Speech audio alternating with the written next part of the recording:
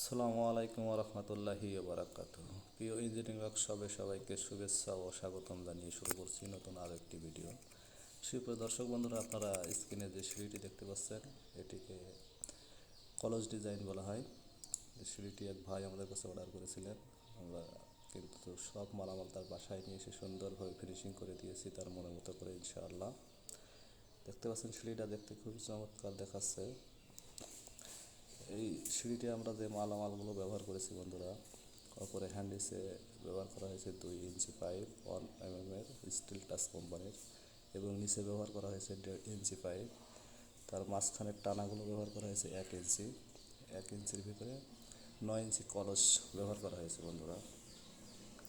এই ধরনের সিঁড়ি যদি কেউ আমাদের কাছ থেকে নিতে চান, অবশ্যই স্ক্রিনে দেওয়া নাম্বারে যোগাযোগ করবেন, অথবা সরাসরি ভিজিট করবেন আমাদের প্রতিষ্ঠানে।